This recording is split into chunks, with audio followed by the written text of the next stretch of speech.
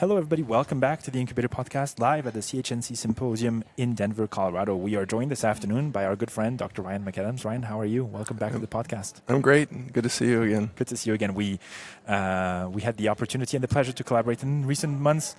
You spoke at the Delphi conference. Your talk will be soon available online. And you and Dr. James Berry ran the AI workshop at the Delphi conference, which was a huge success. Yeah. So thank you for all the work that you're doing, actually, making sure that the opportunities of artificial intelligence are being disseminated to our community so that we don't end up falling behind. I think it's such an important work because it is accessible, and I think many people are eager to learn about AI. What are you presenting about this year at the CHNC, or how are you getting involved? Yeah, it's still a high-level overview.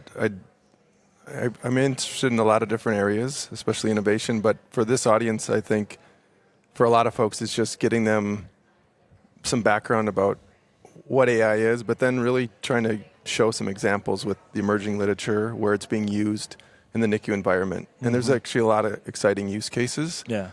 So I try to present thinking about the different audience, like who's in the audience. So not just focusing on one area, but maybe a wide use case, different examples, to really get them thinking about what this could look like. Because I think sometimes folks, because they don't really understand it, they may think of it just as ChatGPT. Yeah. Yeah. And it's so much more than that. So it's really like being creative and when you're at the bedside thinking of how you might solve problems, and is it the right thing for that? It may not be, but it might be. Yeah. Right. And I think it might surprise you where it could be useful that you hadn't really considered it. And what is interesting for you in terms of speaking specifically at the CHNC, where this is a group of people that are very well versed into data, they have a big data set. Like, how are you tailoring your talk to this particular audience? I think one of the challenges for the CHNC is how do they morph into a contemporary setting with how we're using and looking at data. Yeah. So how's their data getting pulled? Yeah. Could it be automated? You know, how's it being used? How is it enhancing QI? And I think leveraging some of the tools of AI for like analytics, a lot of their mission, you know, for improving care. And then you've got disparate data. So you got data from all over the country. How do you line it up so you can, when you're analyzing it, it's apples and apples. Yeah. And I think there's a lot of challenges when a big entity like this is trying to leverage where do they go with this, you know, and what's the future going to even look like, you know, because it's going to cost money, time, resources. It may not be an easy shift.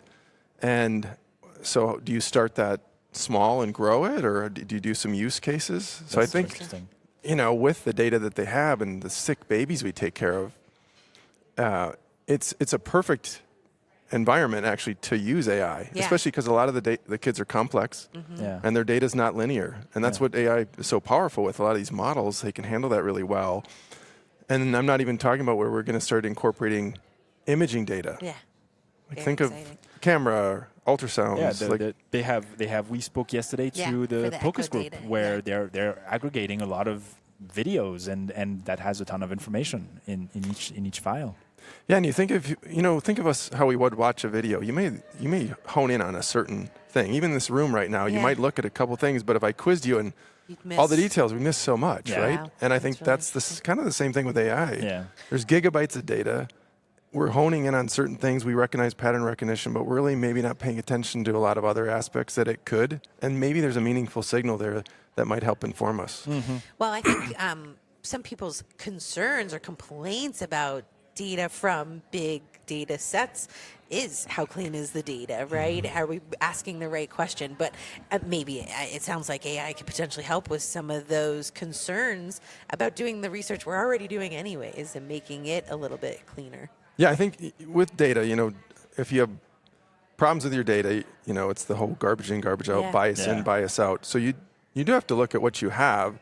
You may be able to use what you currently have, but then I think the other thing is as you're moving forward, are you going to collect it in a different way? I mean, so much of this, you know how much at each site, like the effort to take it from the EMR and put it into another format and then give it, and like it should all be automated. Yeah.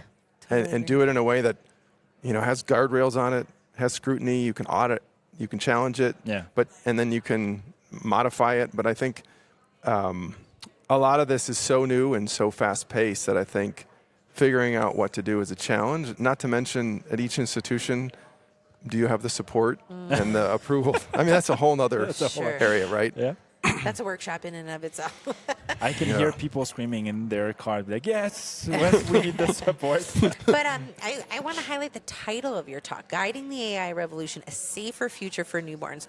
I think people have some fear related to AI, but I like the way your talks, a few of the talks we've heard are really about actually how does avoiding AI, I mean, potentially dangerous for our patients. There's data there that potentially we're not capturing that can help us make decisions for patients. Maybe you can speak to some of those examples in particular. Well, you can imagine there's probably many cases in history where like penicillin comes out, people don't want to use it, let's say, but it could have saved your life. That's right. So by not using something, in a way, there's a harm. Yeah. Right? And I think of this with, delayed cord clamping to me was a great example. Like, I wanted to flip the script with that. Like, we look at, we were scrutinizing it at such a heavy level, but I'm like, well, we haven't flipped that and say, what's the cost of not doing it? Yeah. Like with early clamping, and reword the dialogue, and it reads very differently. And I think with AI, you have to consider, like, to not consider it, what's the potential cost of that? I think some of the fears that we have as a society with AI, they do apply to medicine, but some don't. And I think, it's the whole idea with privacy protection and your data. It's really interesting. We as humans, if I want an app or a program, you just kind of scroll through that and click it. Just give me this. I want to play this game, so I'll just click it, and they've got all my data. And I just say that's fine. We kind of almost be passive with that. Now, when we think of healthcare data, it's not so much that someone's going to want to steal an echo report or NIRS waveform data on a baby. They really want the identifiers. Identity theft, or maybe they're going to leverage that against the hospital to get money.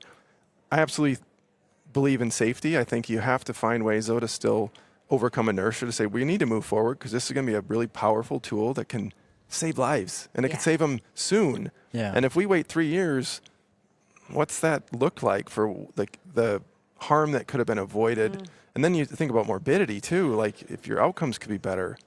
I mean, even if we think of a baby, if you could say, hey, I'll give that baby 4 more IQ points, that's a huge difference for the rest of your life. And absolutely. So if you can use some of these tools in that way, safely, I think that's exciting. I think we still have to put guardrails on, but I think we know what to do. And a lot of AI can be more glass box instead of black box. I think some of the models, you can figure out kind of what they're valuing and what they're weighing. And so there's a level of transparency that would make us feel a little bit better. Well, how did it come to that decision?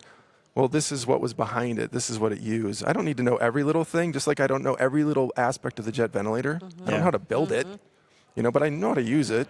And I think that's how we need to think of these tools. You'll be able to use them, but you may not need to know every little detail about it. Fair enough. That's so true. Love that. True.